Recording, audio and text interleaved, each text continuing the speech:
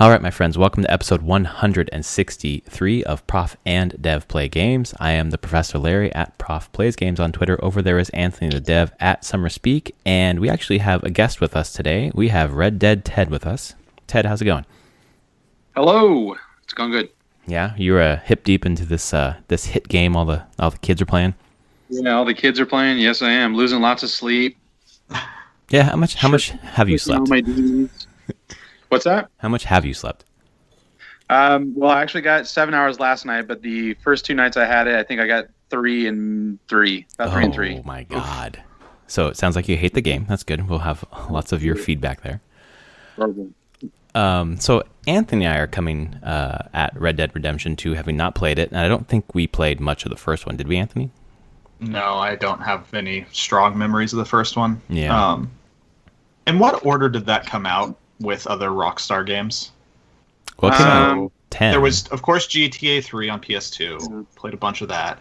And then they did Bully and San Andreas, all those. And then they went to 360. You forgot about Red Dead there. Huh?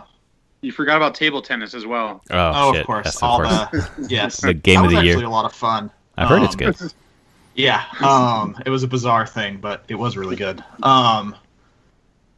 Was Red Dead before? I feel like it was right between 4 and then right between 4 and LA Noire, I think. Somewhere right in there. Yeah, LA Noire was 2011, so it was just after. Because Red Dead was 10. But then GTA 5 was 13, right? Yeah. So it was after GTA 4. Yes. Yeah. I believe so, yeah. And that makes sense why I didn't play much of Red Dead. So, not that I disliked GTA 4, but I definitely did not play much Rockstar after GTA 4. Right. So we're kind of coming across this game, just reading a lot of the reviews, talking about how it's like really, just a polished, beautiful game, of course, but like the simulation there's a lot of it. The controls are a little wonky. It maybe isn't like a fun game. So we're kind of looking to you, Ted, to tell us that we're wrong on all those counts and what's going on with the game. I wouldn't use the term fun. So I will tell you actually is the games I hate using the word fun. Yeah. Just in general or in games? In game. We're talking about games and fun. Like everyone's like find the fun, but fun can be a lot of different things. Yeah. It's really not a great term for when you're digging down of like why is a game compelling? Why do you keep playing it? Fun is that general term of like when someone says like they read something, it's like that's interesting. Mm-hmm. Oh yeah, true. What does that mean? So I would say for me, it's like you're enjoying your time with the game. What are you finding compelling about the game? Well, for me, I would say fun equals engaging, and it's definitely engaging for me.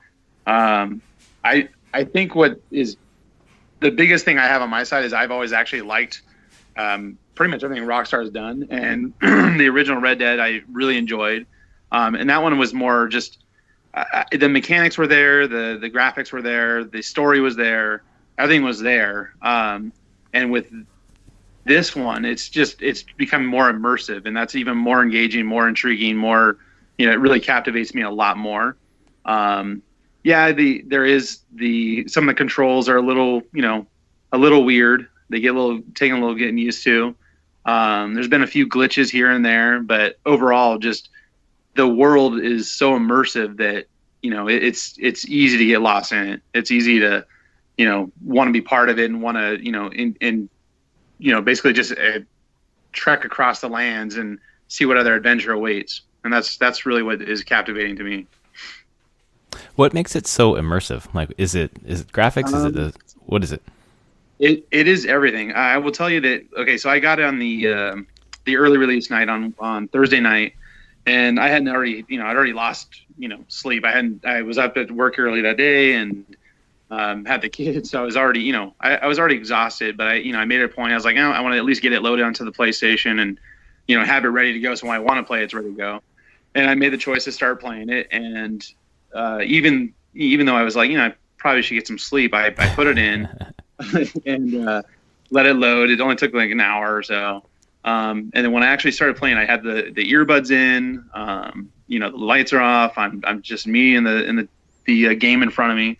And I would say the first thing that really got me was probably the sound. Actually, the music, the just the sound. Even though the beginnings of a cinema play, the sound was just amazing. Like just the sound of the weather around me, the nature and wildlife, the birds, and just stuff like that. Kind of like, I was like, okay, this is going somewhere. And then the dialogue started, and just it's fun to listen to people talk. Even if it's not pertaining to what you're doing, it's still fun to listen to them talk. And that's how it started. It was just the sound and listening.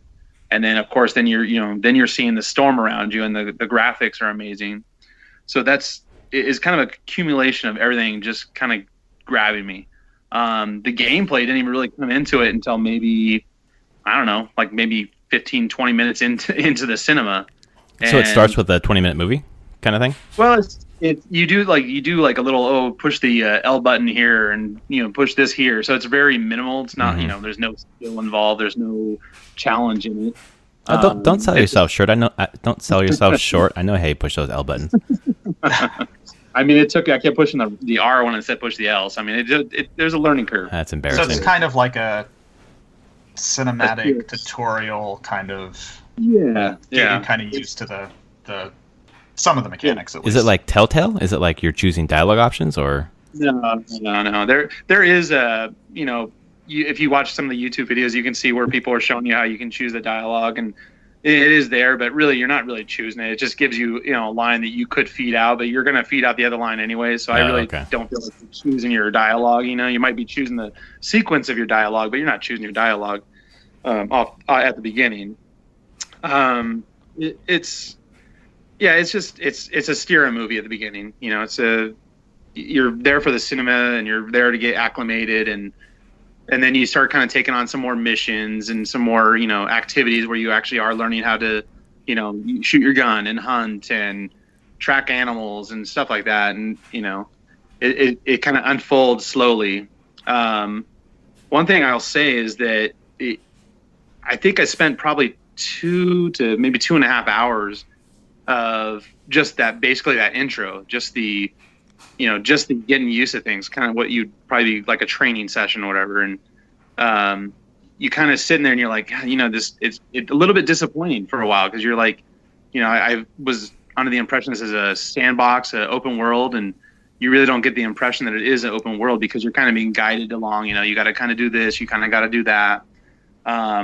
So you kind of do feel a little like, okay, when does the game start? But you're still admiring all the graphics, you're admiring the dialogue, you're admiring the sounds, and all that, and the details too. But I'll say that once I got past that, once I got through the whole intro, you kind of come down from the mountain. Not to spoil it or whatever. You come down from the mountain. Oh shit! There are mountains in this game. You're not only that, but you're on a mountain. Oh my god! You're coming down from the blizzard, and your little group is, they voice their like dismay at being stuck in these abandoned cabins up in this blizzard snow covered mountain. But once you come down from the mountain, it actually took me by surprise how, I guess, emotionally connected I was to the main character and just my cohorts, basically, because once you come down from the mountain, you're coming down the mountain, and the patches of snow become less and less frequent, and you're seeing green, and you're seeing running water, and at some point you're just like, you're admiring the open world in front of you, and you realize that's when the game is starting. You're realizing that's when it's time to play now. And I actually had a lot of respect. I mean, I assume it, and maybe I'm reading into it, but I assume it's kind of an intentional thing on Rockstar's behalf, where you kind of realize that the whole point of that being sequestered basically on this blizzard is that you don't want to be there. You don't want to be in this training session anymore. You want to be playing the game. And so once you see all the colors and you see the vibrancy of the world, once you come off of the white ridden mountain, you realize that was intentional. You realize that you're now getting that taste of freedom that you're wanting. And it is kind of I don't know, maybe I'm really reading into it, or maybe I'm just was really tired when I was playing it, but it really made me respect the direction of the game. Just, they emotionally got me. They got me to realize that I didn't want to be on the mountain, and now I'm glad I'm not. So I really felt that was kind of an intentional thing. really grabbed me by the balls, I guess. I don't know. I mean, it's a pretty ballsy decision to do that anyway. Yeah. Because you're basically saying the first 2 hours of our game is not going to be the funnest experience. Yeah. Which, I mean, I guess, let's be honest, Rockstar can do that. People are going to buy this game. People are going to push through that. I could see any smaller developer doing that, being told, no, we're done with your game. Because people will make decisions on games within minutes if they don't have any preconceived notions of developer or pedigree. Yeah, it's nice that people would give developers the benefit of the doubt to start really, what I've heard and what you've talked about here, slowly and kind of counter to what you would expect the game to be, and to trust that the player will come along. I don't know. It's like they kind of had to earn it. I mean, I don't think anyone else could have really gotten away with it. Yeah, it'd be a rare thing. Yeah. And I would hate to, I know there's a few listeners out there who are thinking to themselves, man, there was a really great segue back there to talk about horse balls. So I'm just going to bring it back to that. Let's talk about those testicles. I will tell you this. I saw the memes, and I saw the footage, and actually it just escaped me because I was so in awe of everything else. But I didn't look for testicles. And I actually, honestly, even all the time I played, I still haven't really looked at testicles. Sure. Okay. After a certain hunting trip, it was actually the first time that I was like, wow, the detail. We hunted, we grabbed some deers, one of my cohorts, whatever, and we go back to camp, and it was when I was taking the deer off. I mean, the detail is everywhere, but when I was taking the deer off of the back of the horse, I'm walking past, and like I said, the sound is part of it too. So I probably wouldn't even notice if I didn't hear it, but I heard a, for lack of a better word, plopping. And I turn around and my horse is pooping, like just road apples just dumping out of this butt. And I'm like, and I look, and my character turns around. I turn my character around to look at this thing. I'm just sitting there watching this horse drop it, all over on the road. I'm like, why am I watching this? But then I'm also mesmerized by the fact that this is happening. I mean, like, there was no reason to put that detail in there, but it's in there. I still didn't see the testicles while I was looking, the droppings, but it was there. I actually wonder if was ever a bug in this development where the horse just crapped nonstop. Because it probably happened sometime. Like something triggered it, and then it's like, yep, your horse now just has diarrhea constantly for the rest of the game. Hansel and Gretel out of the woods, Hey, that's actually a good point. You could follow the poop back out. One question I wanted to ask you, because as you might know, Anthony and I aren't super interested in this game, but one thing that would kind of hook me into giving it a second look is the story, like in terms of the writing, the pacing, just how it grabs you. Like, it sounds like you find it engaging, but what about it is engaging? What do you like about it? I guess the thing I have on my side, which I don't think would apply to you guys because you didn't really play, you weren't really familiar with the first one, is that it is a prequel. So I am curious to see, I know from the original one that Arthur Morgan, the character you play, he's not in that game. I don't even remember there being a mention of him. But you do meet John Marston early on in the game. And so I guess for me, the story and the character development is kind of more, I can't wait to see what happens, because the story's coming to that somehow. You get to find out, what happens as a character.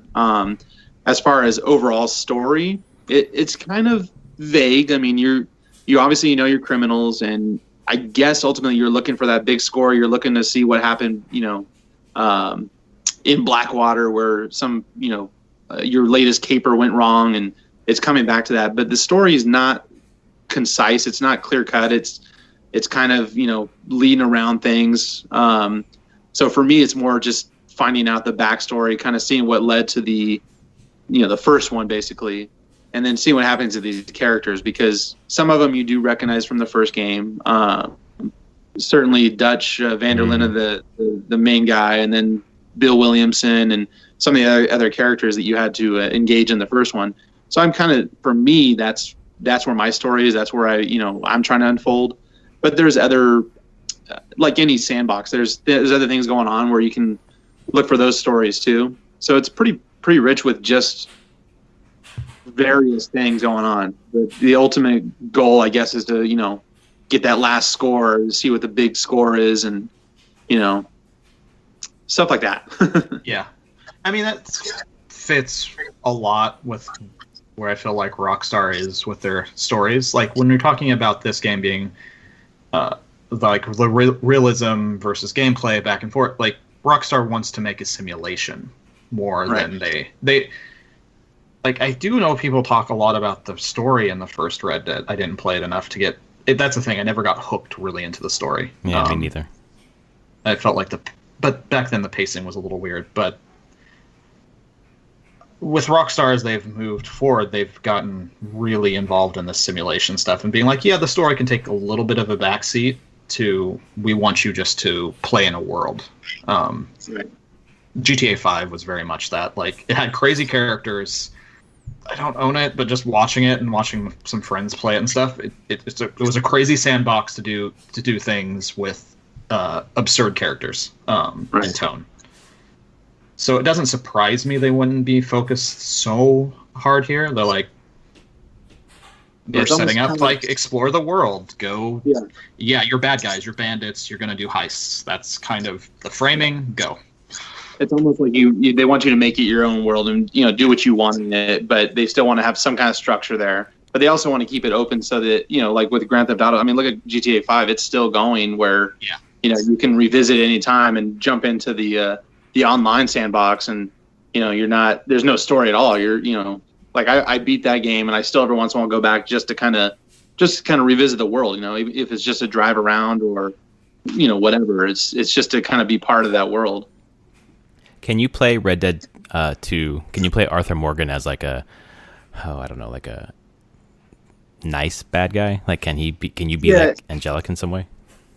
Yeah, it's weird. I was talking to someone about it. One of my coworkers that they do offer it up to when you engage just random people, you have the option of greeting or antagonizing. You can rob them. You can just say hi to them.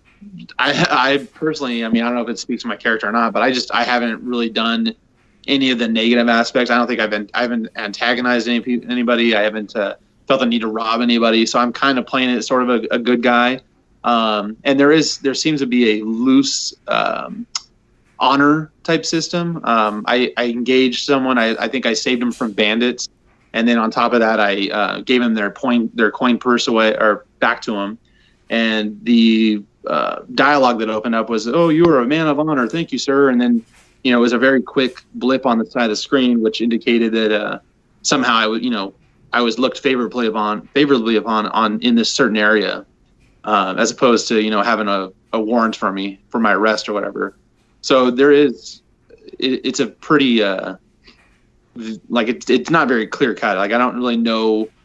Am I getting special perks for being on the good side, or is it just easier for me because people aren't trying to hunt me down? It's there, but it's not very clear cut. So, you told us how little sleep you've had. How many hours do you think you put into the game? Something like I don't know, maybe 6, 7, 8, somewhere in there. I feel like the first night I played like 3 or 4 hours. Okay. And then probably that much. How much of the story unfolded? Not much. Yeah, then that's you what I was gonna ask. Yeah, you get sidetracked with just exploring and checking things out, doing some of the side missions, some of the characters you meet. So actual story probably only maybe 2 hours, 3 hours of it, and then gameplay probably almost 7 or 8. Okay. Does anyone shout "Malaka" at you as you go by? That's from our Assassin's Creed Odyssey obsession. Greek swears. Malaka, Malaka. Yeah. Greek bandits in there somewhere. There is some snake oil guys, but that's about it. Okay. Yeah, I don't know. I sat down and watched a YouTube Let's Play today, just to kind of get a feel for the game before our conversation today. And God, it just looks beautiful. It looks stunning. Yeah. It looks cinematic. It looks really, really, really. Looks like people spent 100-hour weeks making this damn game. Yeah. And they did. Yeah, it definitely shows. I mean, what was the original announcement was maybe 2 years ago. I think they had a E3 back in 2017, if I'm not mistaken. I'm not sure. It was a while back, and I know it was supposed to actually be on consoles last December. Oh, yeah. And yeah, so it's obvious that that year push was definitely used wisely. It was they made use of it pretty well. They delayed it, from the things I was reading. They delayed it internally twice, and then once publicly. And then they couldn't before again, pretty much, right? Yeah, they couldn't push it back again because of investors and publishing and stockholders and all that stuff. Yeah, and I'm pretty sure it wasn't E3. I don't think Rockstar does E3, but it was around some time. They had their own announcement that came out probably around the same time. Yeah. Yeah, I don't know. So, obviously you're going to continue to play this until the end. I wonder, just in the opening that you've played, comparing it to Red Dead, the original one, like in what ways do you find it to be similar or different? Similarities, just the overall, the mechanics. Like obviously, your first mode of transportation that honestly, the reason you want to play is the horse. And wait, I would say horse or the whores? Yeah, well, both. Depends on how you want to play. The HORSE, the horse. It's just intriguing to see that the way the mechanics are, and to kind of travel that way. It's a different thing to experience, but that's pretty much the biggest similarity. And then obviously just the landscapes. You're looking at sagebrush and just that landscape overall. Like this story, the characters, very similar. I would say that it just seems like the first one, but just more open. Better graphics and more open. Cool. Okay. Yeah, it's definitely. I've been when you're talking about the God, what was it? You just mentioned it and made me think of. There's the horse. The horse. And like watching a bunch of this game is a absolute meme machine though. And absolutely. Like there's all sorts of random stuff. Although the stuff where the people like. Which one made me laugh the most? It was they jumped on their horse and then rode like 10 feet and they got thrown off. Oh yeah, so hit something. Yeah. It was hilarious. And died. That was the one GIF going around the cinematic mode where you can like as you're traveling you can make it cinematic and it I don't know what it does, shrinks the bars or increases the bars or whatever. But then it like camera was panning around and you didn't see this wagon come out and then you hit the wagon and it just flew. And then just all the I've done that a few times on just hitting a rock. And I've launched off and the horse topples, and it's both funny and sad at the same time. Yeah. A lot of the gifts that I've seen are, and I think they're hilarious. So I'm going to ask you, Ted, how many times has your character gotten kicked in the head by a horse? I have not gotten kicked in the head at all. Kicked in the chest a few times. Yeah, that's when I accidentally hit the wrong button and I punched the horse instead of riding the horse. That's happened a few times. Why do you put those buttons in the same place? Yeah, it should not be. I would actually say that's my fault for having clumsy fingers, but it might be the controller too. I don't know. But you're not the first person I've heard talking about punching their horse. or the trigger mechanics too. Like I saved a vendor from some bandits and I went to greet him and accidentally pulled my gun on him instead, and he ran off in the hills. And I was like, I felt kind of bad. I was like, no, I kind of wish the microphone worked inside the game because I was trying to say, no, I just pushed the wrong button. Come back. I didn't mean to draw my gun. What's a button? I wasn't threatening you. I swear. That's actually a lot of the feedback that I've heard in terms of the controls is that people have done the wrong thing, basically pulled a gun. They've overloaded the buttons. Yeah. And they put certain things on the same buttons that you're like, oh, this is really bad if you do this wrong. Like, really bad. And that's just where I'm like, Rockstar has always had some issues with controls. Like, still, I would say it's ambition. It's just trying to put too many things, to do in a small space. That's going to happen. Yeah. It's almost like they designed it for PC where you'd have a lot more keys instead of a controller with fewer. Oh wait, you can play this on PC. Oh, never mind. Yeah, sorry guys.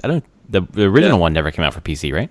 No. Okay. Nope. Yep. I'm actually surprised they're not doing this on PC though, just from how well like GTA 5 is done for them in the online portion. I'm like, guys, I know you dev this on PC and have it playable on PC somewhere. Like, But so is that official? That they've officially said they're not going to make it for PC? Yeah, or no. I thought they basically said no PC. I could be wrong. I thought people were complaining a lot of people asking for it. Yeah. Yeah. Well, I know that 5 came out on PC. What, a year or two later? I don't know exactly how long. Yeah. So maybe, who knows? But 1 never came out. So, or not 1, but Red Dead. 1 never did. But that was a weird thing with Microsoft. Like, because it was 360 exclusive, and the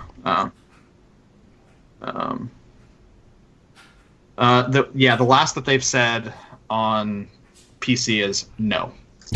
At least for now, no. That's pretty definitive. Well, someone should ask them about Switch next. Yeah, no, that's not happening. So it sounds like, obviously if you have an affinity for Red Dead Redemption, you're going to like this one. But if you are able to kind of... Like if you're not really, a fan of the series in general, it might be a little harder to, talk someone into liking it. Except for, it kind of speaks for itself just for graphics and stuff. But for playability, it's kind of, it's either... You're either a fan of it or you're not. The story, you're a fan of it or you're not. It's kind of something you have to have sort of a bond with, I would say. I mean, I'm sure there's people that didn't even know they wanted to play it, and they see it and they want to play it. It's. I think from hearing you and seeing the streams and stuff, it's very clear. It's if you like Red Dead, the first one, cool, you'll get this one. And if you're interested in that sandbox, you'll probably, if you really, really like just sandbox gaming. This is probably one of the pinnacles of sandbox gaming. Which I thought GTA 5 was at the time, but this kind of opens up even more. So right. Well, and if you're Anthony and I, nothing is going to pull us away from Assassin's Creed Odyssey, which we're going to talk about. Well, yeah, that's true. If you beat it, you'll get pulled away from it. But before we get there, I wanted to ask Ted real quick because he has the same copy of God of War that we both had. And I'm wondering, Anthony and I, judging by our trophies, basically stopped playing it about the same time, which was a couple hours in. How far did you get? Okay, let me think here. Trying to think. I met the Witch in the Woods. I was at the 9. Was it the Lakes of the Nine or something like that? So I don't know if that's familiar with you or if that's even after. That was farther. There's crickets from both of us, so nope. You got further. Yeah. Okay. And that's actually when I started really getting into. I think up until that point, I was kind of like, well, I don't know. I mean, I've always been a fan of the God of War series, but I've always kind of considered him just a button masher. I never played any of them for the story, except for maybe just the overall scheme of fighting these gods. But this one definitely has a lot more story, which I do like. But I was like, it's something I could just watch someone else play on YouTube if I really, if I don't have the time to play it. But once I started getting to where I got, that's when I was like, okay, this is actually kind of fun. And then unfortunately, another game came out to kind of took my attention away from it. So. What game took you away? It's this one called what was it called? Red Dead something or other. We should talk about that game. Well, for us, our attention has been totally bushwhacked by Assassin's Creed Odyssey, and Anthony is getting close to the end, so why don't you unload? Tell us everything. Okay. There will be spoilers. Sorry. If you care, Ted. So... yeah, wait. I don't think Ted's played an Assassin's Creed, have you? I played the very first one, and I believe I played a minute or two of the second, whatever the second was, like Origins or something that came out. No, and that's there was just two was the name of the second one. Yeah, that's and that was all in Italy, and it was so much better than one. One was a tech demo. 2 was actually like, let's take that tech and make a game, like an actual game with a lot of variety. Okay, but for Odyssey, where am I at? So I have killed every cultist. Every single cultist is dead. Even the ghost? Even the ghost. Oh, damn. And it was who I thought it was. Okay. Once I was reading the clues. So Phoebe. Figured that out. Fucking Phoebe. Exactly, totally. Finished that, and that was really awesome to get through, and a lot of choices there. Finished the final mythical fight, so Medusa. Mm-hmm. And was it named Medusa? No. Oh. There was no... I never scanned it. That's the thing. I didn't have a name. wasn't using the eagle to see names. But no, I won't. It's not actually Medusa, but it's Medusa. Okay. There's some in-game story around. Okay. All these mythical creatures, there's some in-game story around why they're there, Cool. what's going on. But that was a really fun fight. Way more intense than the other mythical ones. Because I killed the Minotaur in like 2 hits. In 2 hits? Oh my gosh. It was a little bit more, but I heroic striked. Oh yeah. And it crit, so it took 3/4 of its life off in one hit. Okay. And then I dodged it around a bit and hit it a little bit, and then heroic striked again and killed it again and killed it and crit it again and killed it. Dang. So it took me two heroic strikes. So that wasn't much of a fight. Right.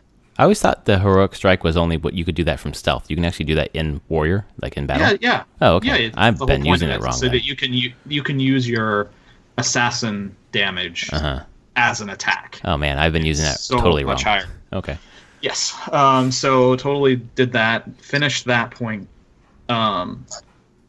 If I turned everything in right, I think I finished the future storyline, the modern day. Oh, so it kicks back to it. Okay. Yeah, and I mean all that mythical stuff ties pretty heavily into the modern day. Okay. Or kind of the point of the modern day characters, what they're trying to do. And I must say, when that ended, there was a lot of feels. Wow. I teared up into that one. Okay. And then that was today, and then last night, and when we were on chat, I was playing just a ton and doing cultists, and finished. I may not have any more gameplay left on the actual Cassandra family storyline. Okay, so you think you like finished it might that? just be some talking for half an hour cutscenes and moving around, just kind of wrapping stuff up. Right. But we'll see. I'll do that after we're done recording tonight and see where I'm at. Nice. And again, in those things, also teared up during those. Come to realize I really care about Cassandra as a character. Yeah. A lot. And there was a lot of emotion towards the end of that one. She's just really well done. The writing on her is Yeah. the side quest, the main quest, everything. It's just the way that she reacts, except for some of those time quests where she just says the same thing over and over again. For the most part, it's been Yes. like bespoke, and at least to my mind, it's been really, really, really strong. Yeah, no, it's been a ton of fun there. Mechanically, I've been getting into just some really fun fights towards the end. Really pushing you to use your parries and short dodges and long dodges. Okay. And times when you're like, during the Medusa fight, and I was doing dodges, and you don't want to dodge, you just want to run to avoid it, because dodging doesn't quite move you far enough, and it has a couple frames where you can't do it again. So I was getting hit by some stuff that was easier to avoid just by running around. And really cool environmental stuff on like hiding behind pillars and Right. Using your abilities to the fullest extent. It's been a lot of fun. Now we'll see if I platinum the game overall. Yeah. How many trophies do you think you have left? I was looking at this the other day. I have probably 1, 2, 4, 5, I think. Oh, damn. This is So totally... I definitely know it's the underwater places. Yeah. Uncover all the map. Yep. Which I'm Hermes actually homie. really close to. Yeah. I have to finish. There's 3 people who have quest lines that I haven't finished yet. So you have to finish all the quests? Is that part of the... Not all the quests. There's specific quest lines. I see. There's some more Hippocrates quests Okay. that I haven't completely finished. I think I have like 1 or 2 more to do. The Pirate Queen, Oh, yeah. Xenia. Uh-huh. I have a couple more quests for her that I haven't done. They unlock an achievement, and then there's Marcos has a couple more quests. Oh, really? Which I just haven't been to. It's an island I haven't been to. So he has like 3 or 4 more quests. So you have to finish his so that our class is finishing all these characters' quests. So I have those 3 and the 2 just to world exploration. So 5 total. Dang. That's totally doable. Yeah, I think it won't take me. Honestly, at the pace I'd go, probably about 10 hours. Yeah. Total. So you wrap up And I think around... the longest one would be the underwater, clearing the underwater temples. And what are those? Have I stumbled on any of those yet, by chance? Yeah, I mean, they're just the places where the sharks roam around, and you just have to loot chests. Okay, perfect. Yeah. There's 42 of them. Okay, well, I've seen plenty of those already, so I'll make sure to keep doing them as I go. Yeah. But overall, this is the best Assassin's Creed game, at least since Brotherhood for me, if not the best ever for me. Well, it's crazy to think about. You spent by the end of this all probably 105, 110 hours into the game, and then the DLC packs are going to add quite a bit more. So it's judging off of Origins, there's just so much to this game. It's unbelievable. What a great value. It's a good value. Go ahead. It's something I could jump into without having played anything except for the first one. I haven't played one since Black Flag, so there's been like 4 or 5 games. Yeah, so it's pretty. There was Black Flag. I didn't play Unity. Didn't play Syndicate. Didn't play Odyssey or Origins. Or Rogue. Yeah. So the overall plot has like the whole framing. You have the modern day and the past. The past storyline you don't need to know anything about. You just go in and go. And the modern day stuff, honestly, at this point is so minimal that it doesn't even matter. Right. So yes, I think this one is. And you're obviously emotionally connecting with some of the characters and stuff. So yes. Yeah. I have a lot of emotional connection to the main character and her family. I guess you can play it as a him, too. You could play the other character. But why would you? Yeah, she's really good. Her voice acting is really good. And the animations, I assume his are great, too, but hers, like the facial expressions, just blow me away. Yeah. And it's definitely...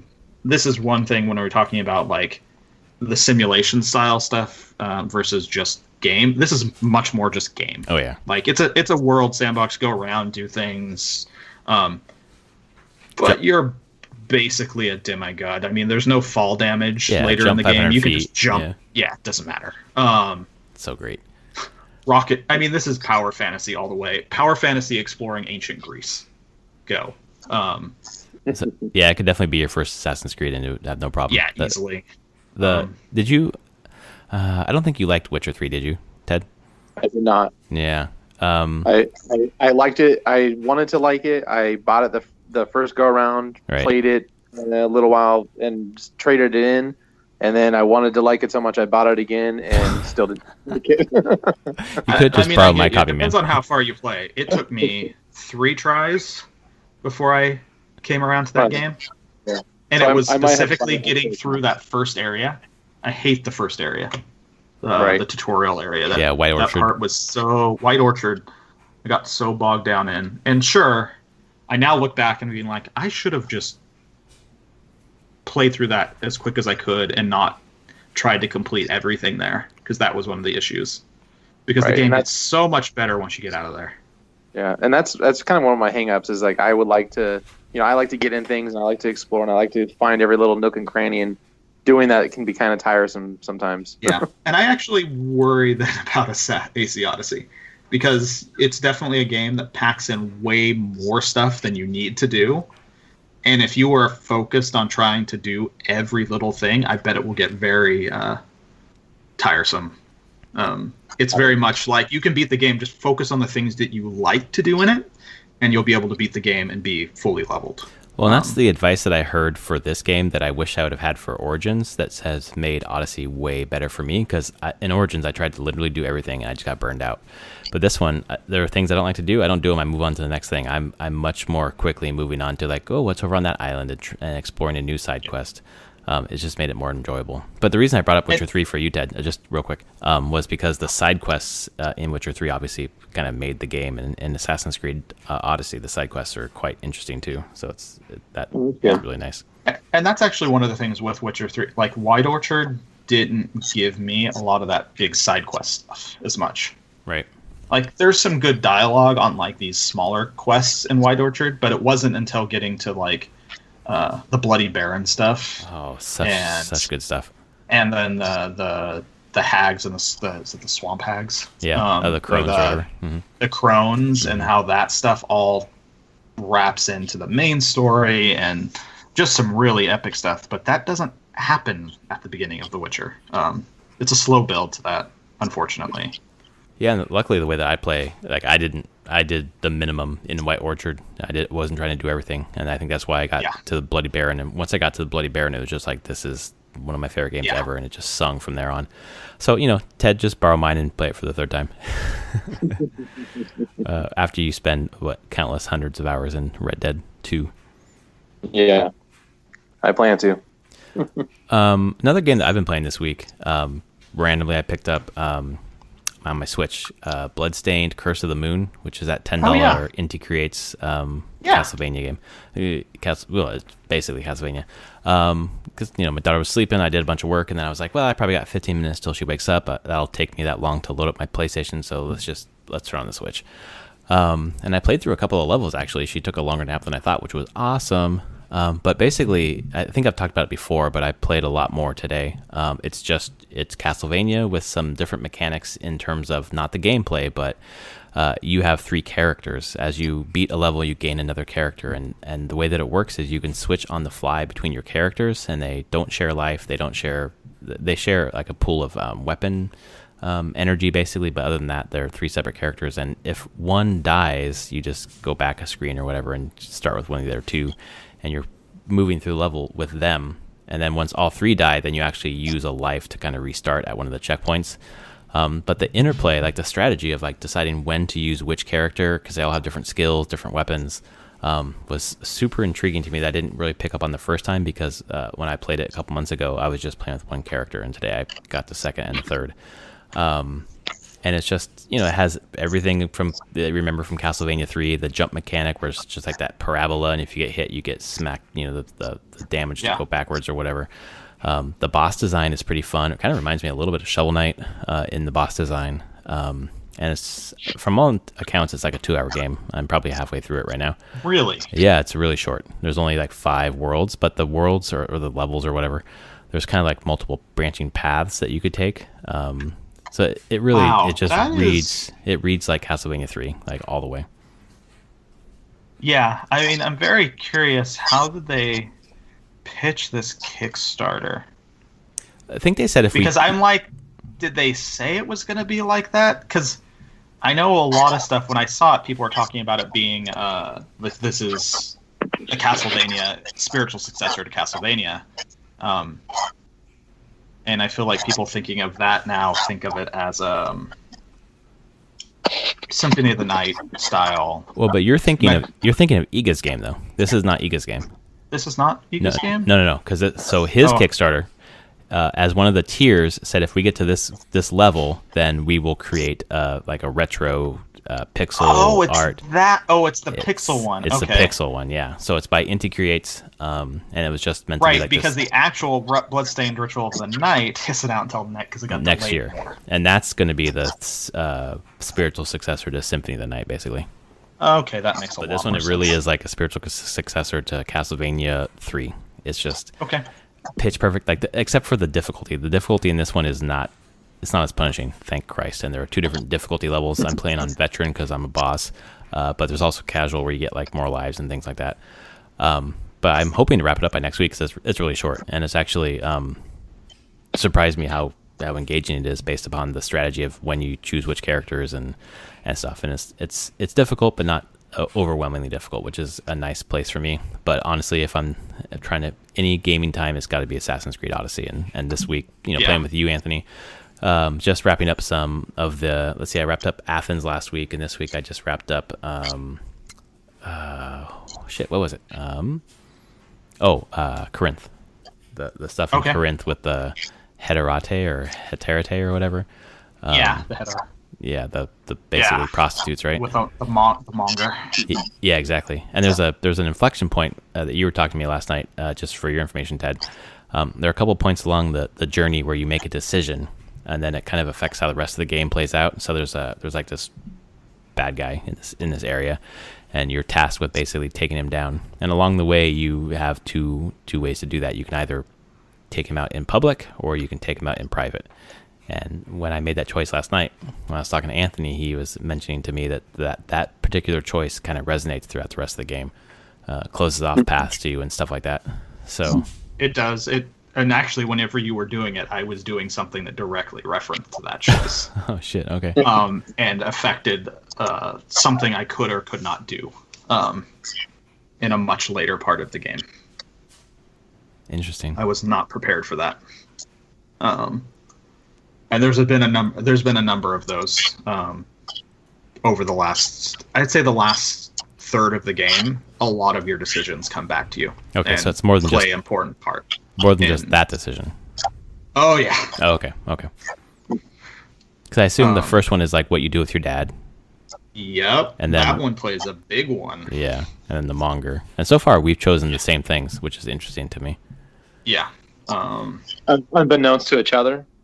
Yeah, I don't think we told each other ahead of time. We just No, I didn't. Mm-mm. I made sure whenever I was getting, I'm like, I don't want to tell you. I just want you to choose what you want to choose. I was kind of hoping that we'd choose something different, so we'd see different stuff. But we've so far chosen the same things. Yeah, and my friend Carl has chosen pretty much the same things as well. So that's interesting. Must be like some sort of like morality thing, or like our value system, or whatever. I think there is a certain thing there, and then in a way, I mean, you're not making Cassandra your own character completely. Right. She's still her own character, a lot like Shepard in Mass Effect or anything, right. Or in Witcher 3. Geraldo. Just kidding. Yeah, Geralt. Like, you're kind of shaping their decisions, but you still kind of approach it from like they are written a certain way. So how do you think they would respond to this? What would they want to do? Playing by their rules. With the monger, I'm like, no, she wouldn't want to do this hidden. Like that doesn't fit the type of character she's been. Right, and also the way that they gave you that choice, like you were working with this woman, Anthusa or whatever her name was, and then all of a sudden this guy shows up and says, "Hey, how about we do it silently?" He's like, "Well, who the fuck are you?" "No, I'm working with her." Yeah. So. And he's Spartan. And you're like, fuck the Spartans. Like they threw me off a goddamn mountain. Right. Spoiler. Jeez. Just kidding. Yeah. That's like the first 5 minutes. So there's mountains in all these games. Wait a second. Is there? Oh, it's a theme. Must be. Celeste is about a fucking mountain. There you go. Hollow Knight. There's probably the Crystal Peak. There's a mountain. Oh man, this motif just repeats. So I have 6 trophies to get beyond the epic. Beyond the and epic? So there's the it's called Epic Cycle, the platinum. Oh, okay. So there's the platinum. I have 6 more trophies to get, and one of them I'm pretty sure is the completion of the final episode. Yeah, like episode 9, what I'm in now. Right. I have faith that you'll platinum it before you hit Diablo on Switch. Oh. I really should do that, shouldn't I? You got a week. Yeah, you probably should. Oh, God. Although, at least that's not a new game, so you've played that before. Yeah. I can play that in bed now, though. That's true. Well, for me, Odyssey is going to take me through to Smash Brothers, which is the beginning of December, so I still got another month to go on this. Yeah. But I've just rocking through. I'm at 30 hours right now, which is good for me in a month. That is actually really good. For me, it's an insane clip, and that I haven't bounced off of it is incredible. So we'll see if Ted beats Red Dead 2 before I beat Odyssey. That I don't know what your pace is going to be like over the next month, but I still haven't beaten Fallout 4, so probably we'll see. Neither have I. Anthony, you didn't either, I don't think. No, I never beat it. I got hung up on some DLC, so. Oh, I didn't even get hung up on DLC. I just didn't. There was one point in Fallout 4, because you could get lost in those games, just sidetracked beyond belief. And I don't even know how far into the game it was, but it was a point where you had to go into the sea of radiation. Yeah, that's not very far. And I was like, but I had already spent like 70 hours on the game, 70 hours, and then realized I hadn't done the story. But I was like, oh, before I go in here, I have to be very prepared. And then I got totally sidetracked again, and then lost interest. I got to Fenway Park, and then I was like, "That's as far as I got," which is, I think, super early. It can be. Yeah. The place I was after Fenway Park. Yeah. Like I had gotten there and kind of done a few more things out of Fenway Park, and then did like the Minutemen questline stuff. I got focused on that for a long time, and. What's that guy's name? There's so much to do. What's that guy's name? The leader of the Minutemen? Garvey. Right now. I forget. Well, anyway, another segue here. Fenway, Red Sox, Dodgers lost the World Series very badly. They did. They fucking just beat themselves. It was terrible. If you're a Dodgers I didn't watch, but just watching, looking at the kind of the score as the games were going every once in a while, it was pretty clear that they were outclassed. Big time. Yep. You're like, oh, this isn't going well, is it? Well, we wheeled our daughter into the living room to watch baseball because we don't really watch. We don't have the TV on when she's awake. But we're like, it's World Series. We want to fucking watch the game. Let's do it. I covered her eyes. I'm like, don't watch. This is bad baseball. You're like, no, this should not be your first memory of baseball. Exactly. Yeah. Maybe that's where my parents went wrong, is they let me watch too many bad baseball games, and that's why I'm not into baseball anymore. That's probably it. That's why I'm trying to save. I'm trying to save my daughter. Oh God. Anything else you've been playing, Ted? Not really. I mean, I actually just finished Far Cry 5 about a week ago. Oh, nice. Tell us about that a little bit. The end? The end was pretty much what was the game itself was fun. I know you don't like that word fun, but it was just a, easy game to get into and just something to take your attention. But the end it kind of blew my mind, actually. The end of the game was kind of against everything you were trying to do the whole game. It turned it on its head, and it actually kind of resonates with me. I mean, it was like I wasn't expecting it, and it kind of makes me want to go back and play it again. I mean, it's just dang, okay. Yeah, it was kind of a weird. I don't know if you want me to give it away or whatever, but it was everything you're trying to do the whole game with stopping the cult and taking down this the leader of the cult and taking down everything he stands for. Basically, it just kind of turns that all against you, and it makes it a whole. You're trying to be the good guy, and it just turns it into a very bad scenario, and it's pretty amazing. I mean, it actually, I probably wasn't prepared to sell the game to anybody, and I wasn't prepared to tell everybody, hey, this game is really fun, you should go play, because it's kind of a guilty pleasure. It's not. Yeah. There's substance to it, but it's not really. It's got a shtick to it. It's not a. It kind of just follows a lot of the same things it's been following since Far Cry, the first one, but it does it better with graphics. It does it better with mechanics. But it was really, when I got to the end of it, that's when I was like, people should know about this game. It was a crazy ending to it. That's cool.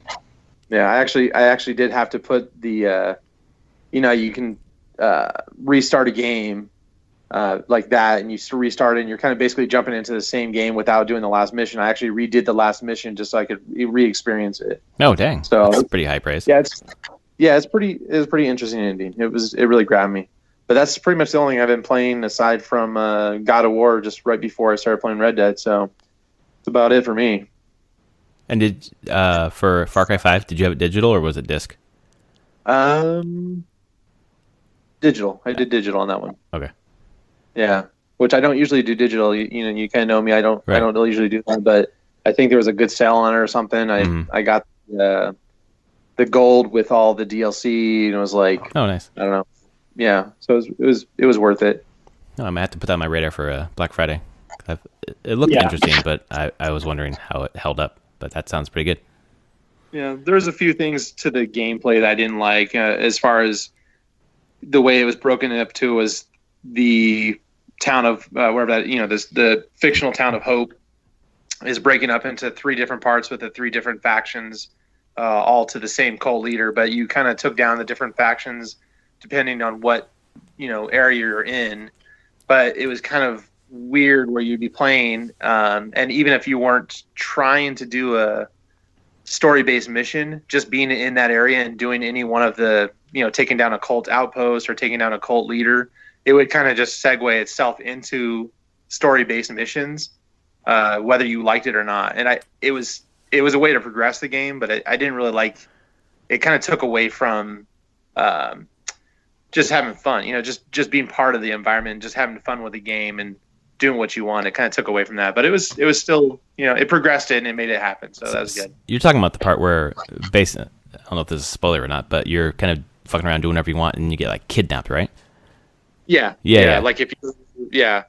And it was different depending on which area you were in. Faith was the sister, and all of a sudden you'd be like you would just kind of turn into this drug-induced coma where you're hallucinating. But it was like out of nowhere. It was unnatural. You know, you just completed a mission and you'd be walking. Like I would do that, and I was like, okay, I'm gonna go to this next spot. So I'd set my waypoint, start walking that way, and all of a sudden, you know, white screen, and all of a sudden I'm in a hallucination with Faith and, you know, maybe another character or something like that. It was a very weird and unnatural way to, you know, get the player to be part of the story. Yeah, that's the thing that's a single complaint I've heard about Far Cry 5 that has driven a lot of people crazy. Just like you want to be doing your thing, and then the game just hijacks you basically. Yeah, so that kind of sucks. But it's kind of like we were talking about earlier. Like, you know, I kind of want to do all the little things first. So I guess in a way it was good because it did progress my story, and kind of like what you're saying with Assassins. You know, it's to be able to like focus on just a story is going to, you know, not take away from one or the other. You know, if you go for all the side quests, then you're taking away from the story and vice versa. So I guess in a way it was good for that mechanic of it, but it was kind of annoying. Yeah. Yeah, I agree. Anything else you've been playing, Anthony? Probably not. Nope. No, it was AC Odyssey, and this past week was my Star Wars RPG. Oh, so nice. that took a couple days of planning, a night of planning, and then actually doing it. So Great. Cool. So that was yeah. When I'm playing a game, it's AC Odyssey. Yeah, me too. Except for nap time today, apparently. Cool. Anything else you guys want to bring up before we wrap up? Nope. Good. Well, thanks for joining us, Ted. Really like to have your perspective on Red Dead 2, so it wasn't just Anthony and I talking out of our asses. Yeah. Always good. Well, this has been episode 163 of Prof and Dev Play Games. He is at Summerspeak. I am at Prof Plays Games. And if you liked it, rate it. If you didn't like it, go back, listen to it again. You'll probably change your mind. And we'll see you next week. All right. Later, everyone. See you.